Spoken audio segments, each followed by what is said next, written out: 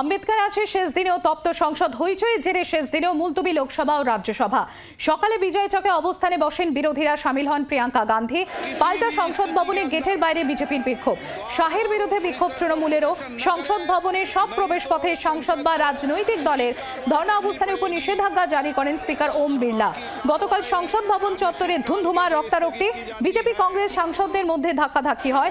রাহুল গান্ধীর বিরুদ্ধে থানায় এফআইআর, বিজেপির পাল্টা থানায় নালিশ হাত শিবিরে। और किसी भी स्थिति के अंदर द्वार पर और परिसर पर प्रदर्शन न करे। देश देख रहा है कितने डेस्परेट हो गए ये लोग कि इस तरह की फालतू के एफआईआर लगा रहे हैं, क्योंकि सिंपली अडानी पे चर्चा नहीं चाहते। और जो इन्होंने किया है अम्बेडकर जी के साथ, जिस तरह से अपमान किया है, ये जानते हैं कि ये देश नहीं सहेगा ये अपमान, इसीलिए ये सब डिस्ट्रैक्शन है, बस यही है।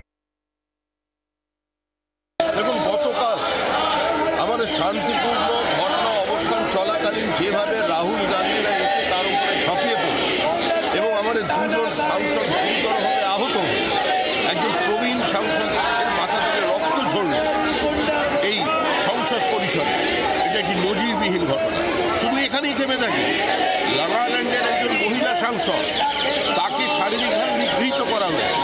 তিনি চোখের জল ফেলেছেন উপরাষ্ট্রপতির কাছে গিয়ে। যেভাবে কংগ্রেসের এই উদ্ধত্ত রাহুল গান্ধীর নেতৃত্বে বাড়ছে, যাদের মানুষ প্রত্যাখ্যান করেছে, প্রত্যেকটা নির্বাচনে যারা বিষয় ব্যবস্থাপকে আছেন এবং সর্বোপরি তার বিরুদ্ধে এফআইআর করার পরেও তিনি তো ক্ষমা চাইছেন না, কোনো দুঃখ প্রকাশ করছেন না। বাংলার আওয়াজ, বাঙালির আবেগ, জি 24 ঘন্টা।